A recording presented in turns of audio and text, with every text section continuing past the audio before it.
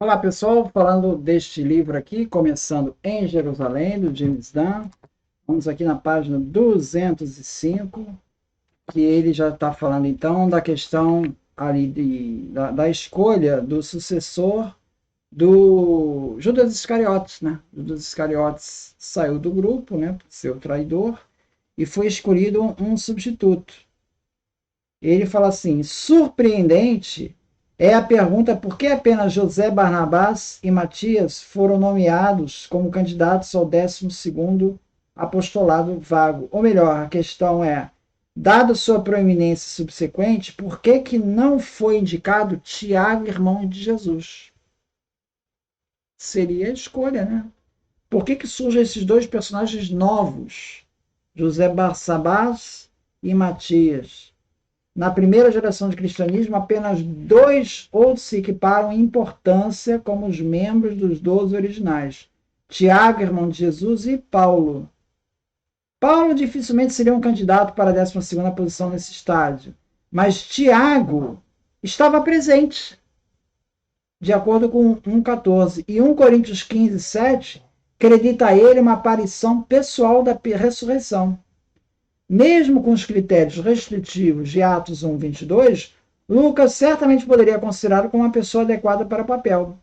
Mas não, os candidatos são duas figuras desconhecidas, com uma delas escolhidas. Mais uma vez, então, o envolvimento inicial de Tiago dentro do novo movimento é deixado como um ponto de interrogação contra ele. E aqui vem a segunda pergunta. O mais impressionante de tudo é a pergunta óbvia. Por que a 12ª vaga foi preenchida durante o intervalo de 10 dias entre a presença de Jesus com eles e a vinda do Espírito de Pentecostes? Então veja, Lucas diz, teve 40 dias que Jesus ressuscitado esteve com os apóstolos. Depois ele ascendeu aos céus, 40 dias. Depois, lá pelo dia 50, ou seja, 10 dias depois, veio Pentecostes. Ora, se Jesus já veria no Pentecostes, né, o Espírito Santo veria, por que não escolher ali? Por que não o próprio Jesus escolheria ali?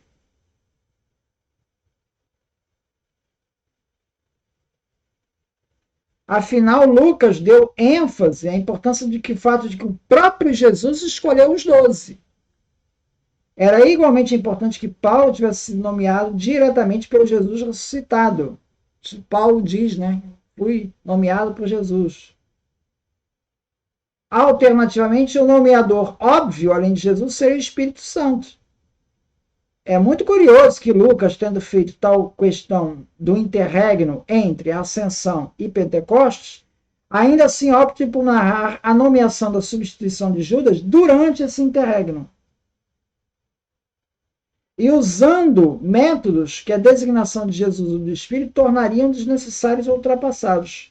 A estranheza do invento da perspectiva de Lucas é, claro, um indicador positivo de que ele estava se baseando na tradição. É o critério do estranhamento, né? Tudo que é estranho é porque é verdade.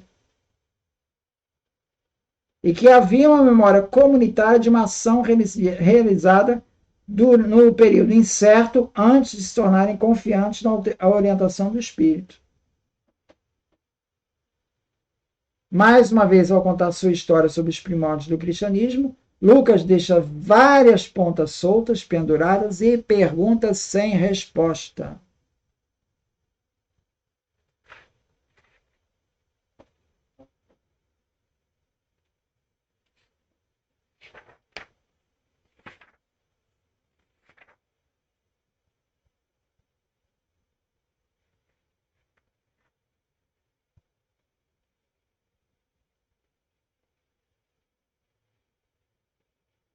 Aí ele fala do episódio das línguas estrangeiras, né? Da glossalia, que acontece ali em Pentecostes.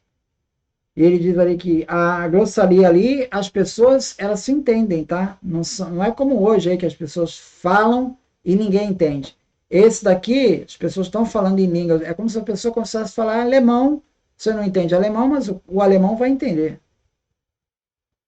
Então eles falavam em outras línguas, mas eram compreendidos.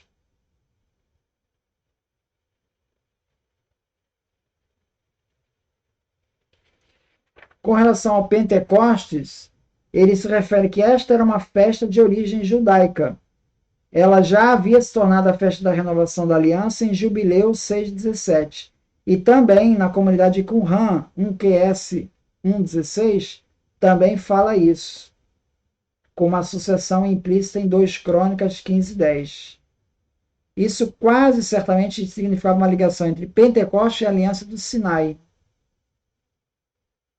Filon de Alexandria, ele também fala que a voz do Sinai soou como sopro através de uma trombeta, e a chama tornou-se fala articulada na linguagem familiar ao público. No entanto, Filo não associou a revelação do Sinai com Pentecostes. Subsequentemente, no judaísmo rabínico, esses dois desenvolvimentos vieram juntos. Então, a associação de Pentecostes com a entrega da lei no Sinai aparece explicitamente em B, peça F, 68b, e nas palavras do Rabi Yohanan.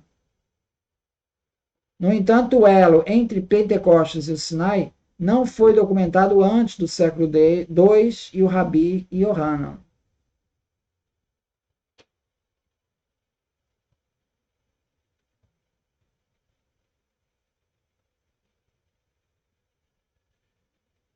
Bom, apesar de só estar documentado a partir do século II, né, o James Dunn vai defender que isso remete a tradições mais antigas e que, de fato, o Pentecostes já tinha esse significado entre os judeus. A datação da revelação do Sinai no terceiro mês, 6 a 10 semanas após a Páscoa, deve ter claramente sugerido essa associação. E o costume de se ler Êxodo 19 na festa de Pentecostes pode ter se estabelecido no século anterior a Jesus. Consequentemente, independente se Lucas estava ou não ciente dessas associações, os leitores estavam, de modo que seria difícil para um judeu, como para os primeiros discípulos de Jesus, ouvir esse relato de Pentecostes sem pensar no derramamento do Espírito no Pentecostes, como a renovação de Deus, de sua aliança, no Sinai, né, com Israel, ou mesmo com o estabelecimento de uma nova aliança.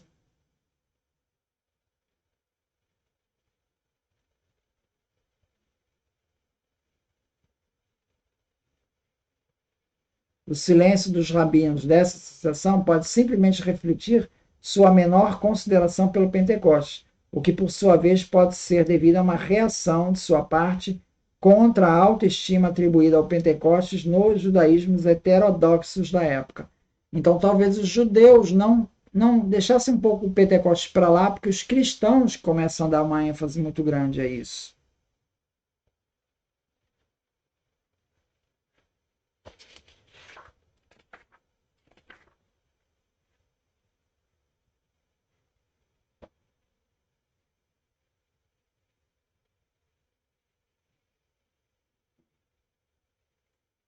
Ainda sobre o tema dos discípulos de Jesus na Galileia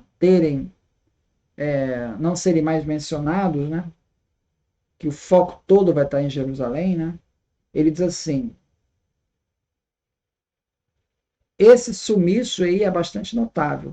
O motivo, podemos chutar, era que Jerusalém seria o local mais óbvio da próxima fase do drama e clímax escatológico que começaram a se desenrolar no dia da Páscoa. Mas, independente dos motivos, a consequência parece ter sido a perda por parte da Galileia dos discípulos originais de Jesus mais importantes, como parte do novo movimento, ou mesmo como uma forma alternativa dele. Também aqui somos levados a concluir que tudo começou em Jerusalém. Então, veja, os discípulos todos foram para Jerusalém e ali, por isso, o movimento na Galileia se esvaziou. É isso que está dizendo. E por que foram para Jerusalém? Porque havia ainda a iminência de que o fim do mundo aconteceria em Jerusalém. Então, esse foco em Jerusalém, ele vai muito em função dessa perspectiva escatológica, que o fim do mundo, que a destruição do templo, que o julgamento final aconteceria ali, Jesus retornaria em Jerusalém.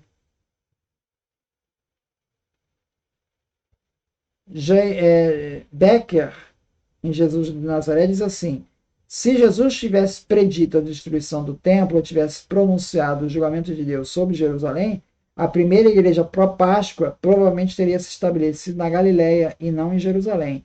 Bom, aí a resposta para Becker é a seguinte: Becker, mas acontece o seguinte, que Jesus pregou o fim do mundo. Então parece que todos querem estar presentes nesse momento final. Por isso todos foram para Jerusalém e não fugir de lá. Então essa questão estava bem presente.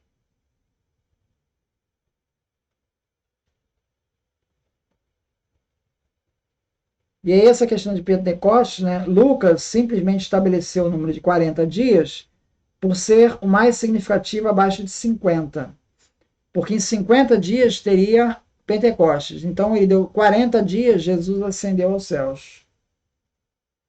A conclusão de que o evento que Lucas narrou no seu relato em Atos 2 realmente aconteceu no Pentecostes, após a Páscoa da execução de Jesus, tem uma sensação histórica surpreendentemente substancial. Se a ascensão começou com a última aparição da ressurreição de Jesus, então Pentecostes começou com a primeira experiência do Espírito.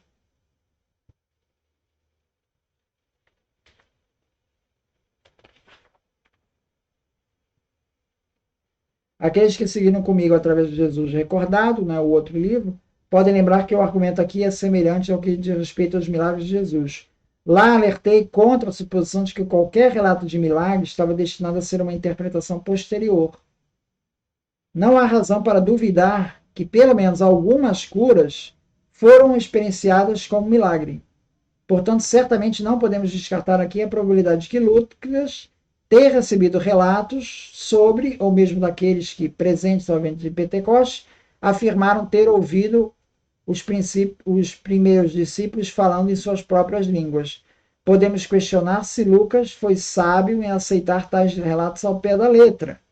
O que não podemos é simplesmente concluir que Lucas inventou todo o relato. Então ele está dizendo que essa questão de falar em línguas, Lucas recebeu isso. Segundo James Dunn, isso era uma tradição que circulava. Você pode questionar se Lucas fez certo em aceitar esses relatos, né? Ele não tinha como verificar. Mas ele não inventou. Isso veio de lá. A mesma coisa que os milagres. Os milagres são relatados como milagres. Então, Jesus milagreiro é a descrição da época, não é uma invenção posterior. Ele está colocando aqui a mesma coisa. Milagre em Pentecostes, de falar em línguas, é uma descrição da época, não é uma invenção posterior.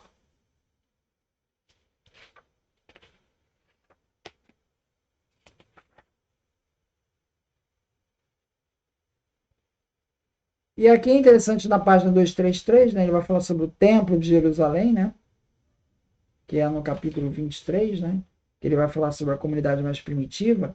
E ali também se refere ao Templo de Jerusalém como um banco, onde eram depositados vastos fundos privados.